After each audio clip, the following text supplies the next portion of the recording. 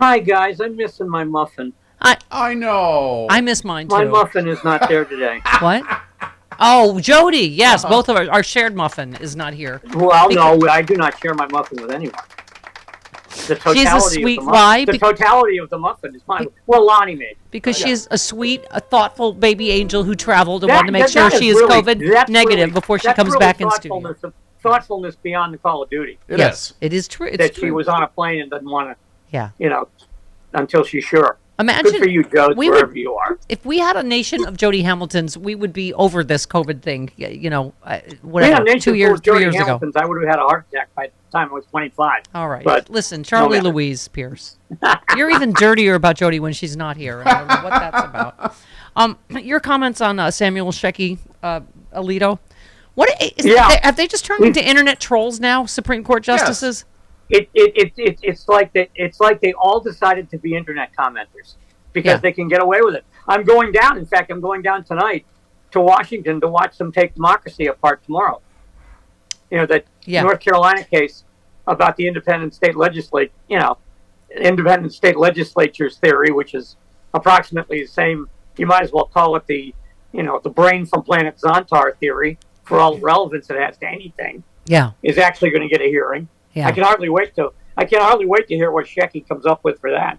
He's working on a bunch of new material before he goes on his Federalist Society chuckle-out tour. Yes. So explain to people that don't understand what. So he joked about Black Santa, children in Klan robes, and dating websites as the Supreme Court heard arguments yesterday in a case weighing a web designer's bid to avoid working on same-sex weddings because she's a conservative evangelical Christian. Try to explain this to people and what Alito's point was. He asked whether a Black Santa at the mall is obligated to take a picture with a child dressed in a Klan outfit. So go ahead. Then they tried to get him to explain what a Klan outfit is. Yeah. Right. My question would have been, you mean like the one that's like in the back of your closet? Hi. Which is why I will never be on the Supreme Court. Right. But is it me? They sound like callers to right-wing radio shows to me, the Supreme Court justices. Really what about if it's like the whataboutism arguments, right? Well, they're not even good ones. Right. They're not even good what-about arguments. They're like, the people who do their own research on the internet and, aha, I found it. I found the landmine that will destroy the libs forever, and that it's some bizarre comparison from some political figure they hadn't heard of 15 minutes before they called the radio show. Yeah. So the really weird one was him talking to Elena Kagan about Ashley Madison. Yes, that was. Yes. I don't know where weird. that came from. Yeah. First of all, he could probably ask Kavanaugh, but neither here nor Uh-oh. Charlie, you have I gave you my cough over there. Yes, you did. Sorry. I got one of those tickles now. I hate those. Oh, boy. Have you seen the Spider-Man cartoon with COVID, flu, RSV, seasonal allergies? Pointing at each other. Yeah. That's a meme I don't understand, by the way. Where is that from? I know, obviously it's from Spider-Man, but... Yes, Travis. It was an old issue of the Spider-Man comic where there were imposters, and so you didn't know which one was which, and he was confronting which one was the Spider-Man? imposter. Right. So everybody's blaming everybody else, basically. Yeah, exactly. Okay. Speaking of vaccine, by the way, now I have to go back through all my internets and laugh at the use of that. Understand name. it. Yeah.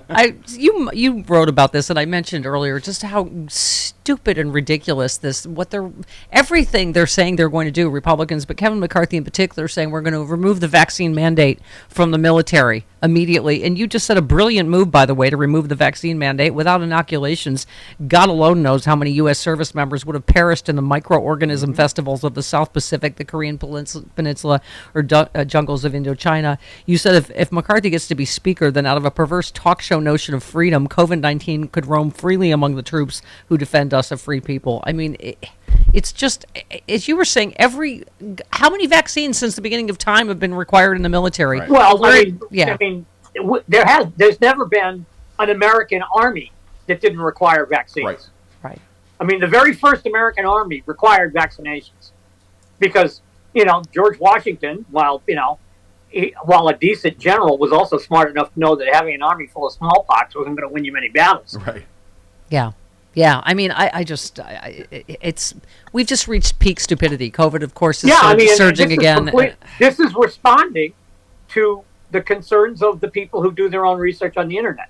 Which, by the way, every day I think about this and I keep forgetting to ask you: are you doing a new version of Idiot America? Because you really need to. You need to update Idiot America. If you can please find me a publisher that will allow me to do one, yes. Okay. I keep trying to, and people keep telling me that I don't know. It must be hard to keep up with the. I have to admit, I didn't see this coming. I really did. To keep up with the amount of idiocy is, I'm sure, a challenge. I mean, I didn't see a country where there would be an actual political argument over curing a disease. Yeah. Yeah, I'm not good enough to think that one up. Yeah. Yeah, and here we are. I've had to test 3 times since I got back. Jody obviously can't come in studio. We're 3 years into this because not enough people will get vaccinated. I'm going to Washington to Washington for a couple of days. I'm going to have to test when I get back. Yeah. Yeah, no, because that Congress is a petri dish at this point. Yeah, exactly. So I was saying I'm going to go back and see my mama at Christmas in North Carolina after I go meet my girlfriend's family in Jersey. But we were saying there's nothing that can possibly go wrong with that, by the way. But no, I was going to say, Charlie, I've said earlier in the show, this hits me in particular as a mother in a nursing home in North Carolina. In skilled nursing, that losing power for people that are on oxygen, people elderly, where it's cold there, over this ridiculousness. And I love you quoted the Fayetteville Observer in your piece that said, a woman there said, "Never have the shows caused such a stir in the sleepy Moore County town. Most of the time, if people don't want to see something, they don't buy a ticket," she said.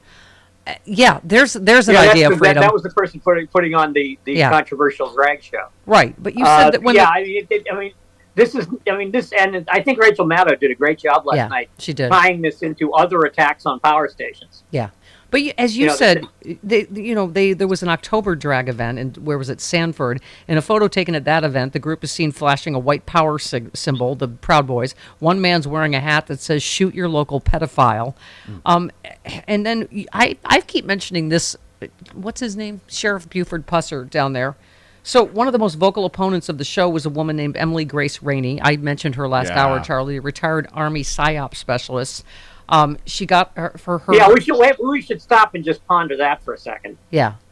I mean, there's nothing. There's nothing that can possibly go wrong with having a former PSYOP specialist leading your grassroots. But rather than checking her, movement. Fingertips for gunpowder, he just prayed with her and said, "There's nothing here." The MAGA sheriff.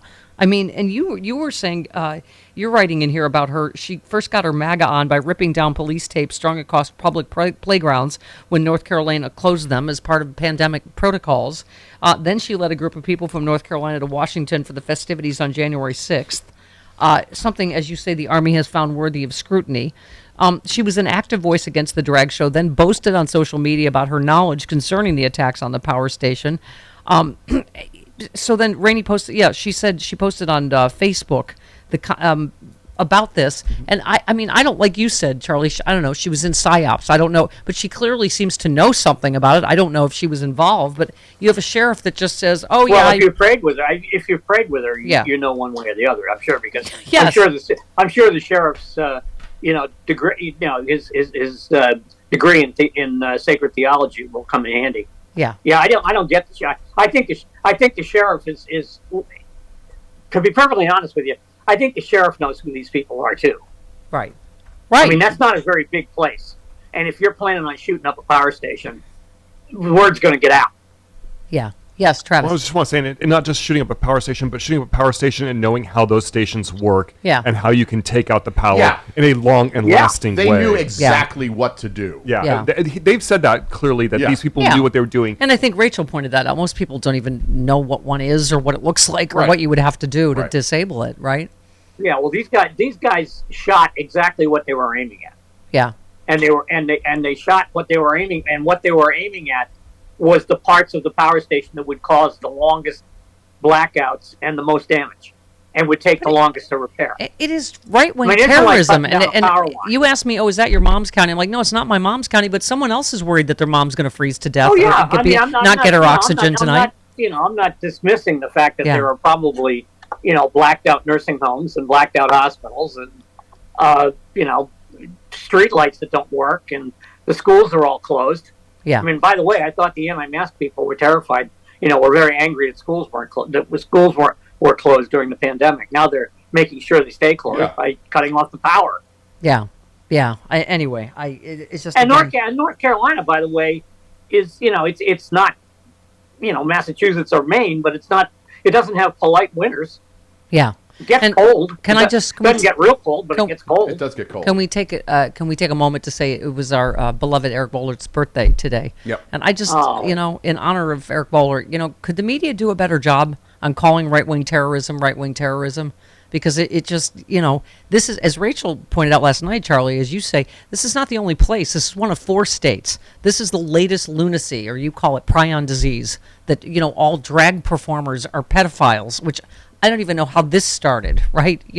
From, like we were saying, when we were growing up, from Flip Wilson to the Carol Burnett show to whatever men in drag, how we got here. RuPaul was the number one show. Pardon me? Some of the funniest skits Monty Python ever did were Graham Chapman and John Cleese in drag. Yeah, yeah. The Penguin on the television set is a drag sketch. Yeah, but here we are to someone's mother freezing to death in North Carolina tonight because someone thinks all drag queens are pedophiles. Or some teenager getting T-boned at an intersection because the traffic lights don't work. Yeah. Right. Yeah. Okay. Well, that was depressing. Let's move on. So that one broke. I'm just. You broke the show, Charlie. Ruminating on the loss. Ruminating again on the loss of Eric Bollard. Yeah, me too. I think of him all the time. Because as hard as folks are working, nobody's really stepped up. Yeah. In a major publication. Yeah. Well, you do. I think Eric. Rude Pundit does. I mean, there's a lot of people that I think Eric Wemple in the Washington Post does a pretty good job. Thom, and I can never remember how to pronounce his last name, Skocha or Skoka, does a pretty good job. Actually, he does a very good job. Yeah. But again, I mean, these are people on Substack or whatever. Yeah. And they don't have the lengthy street cred that Eric had. Yeah. Yeah, no, I mean, that's why he was so unique. It's just, but also I think because we're also just such a unique, dangerous tipping point in our democracy, /and/or fascism, depending on what we choose. But, just this latest, Trump talking about blowing up the Constitution. We played a whole montage of, I think the story of our time is the cowardice of the Republican Party and the media in the both sides do-itism, It's the Republicans they're just astonishing to me. How hard can it be to stick up for the Constitution? Yeah. Even rhetorically. I mean, even if you don't mean it. Yeah. That's a slam dunk. Yeah. We can't nominate a guy who wants to, red pencil some of the articles in the Constitution. Mm-hmm. And of course, they're going to read it the first day of the Congress. That's going to be hilarious. Yeah. Kevin McCarthy's going to have them read the Constitution. I saved. I'd like to be the poor slob who has to read the the post office article, or they're really bored. They really are bored. And by the way, if you want to take some articles out of the Constitution, you can start with the Electoral College, as far as I'm concerned. Yeah, there you go. Let's start there. By the way, we saved this for you because I believe you refer to him as Senator Cornpone of Hooterville. John Kennedy? Jubilation T. Cornpone. Jubilation T. Cornpone. Although he does sound, that's from Little Abner. He does sound like Mr. Haney. Yes, but also he is just, again, emblematic of the fraud. He's also a brilliant guy. That's what I'm saying. He's a part of the fraud that's the Republican Party. He is a Vanderbilt, Rhodes Scholar, liberal, Juris Doctorate from coastal UVA. Elitist who's calling other people kale-eating, high IQ people. He went to Magdalen College at Oxford, which happens to be older than this country is. Right. Yeah. Yeah. And then he went to law school at the place Thomas Jefferson founded. UVA. Yeah. Yep. I mean, this is not a guy who went to San Jacinto Junior College in Texas and then moved on to, Louisiana Monroe. By the way, this is how a room full of alpha liberals reacts to being called kale eaters. We just did a bunch of delicious recipes for kale, which we do love kale. Well. We love kale. I went to L.A. when we were still doing Grantland and met everybody there and went out to one of those juice bars. Yep. Near the Grantland offices. And I got some sort of kale shake. Oh, no. And I broke out in welts. Oh. Really? For like a day and a half. Yeah. Well, you're not snooty. Sorry, I'm going back to hops and barley, folks. Yes, good. You're not a snobby coastal elite like we are, because that's what we took. That's how we took that being called kale eaters. We're like, yes, and here's some delicious recipes. We love kale. Deep fried kale with sea salt is good. Fantastic. No, but I eat kale every day. Senator Jubilation T. Cornpone says people walk around in Washington with bags of it. Yeah, Ziploc and bags. just kind of nibble on it. I don't know anybody who does that. Nobody gross. does that. Nobody does that. Unless it's doused in ranch. I don't. If any self-respecting liberal, when you open the bag, you eat the whole thing. Don't be ridiculous. Okay. Love you, Charlie It's Pierce. very hard to stop after one leaf. Yeah, yes. They're like potato chips. Yeah. All right. Love you. Bye. Thanks, Love Charlie. you too. Have a good week, and Thank you. I'll check in on Twitter from the Supreme Court of the United States as democracy gets dismantled. Okay, Awesome. fantastic. Thanks for that. Yeah. All right. Bye, all. All right, Bye-bye. thank you. Okay. Ow.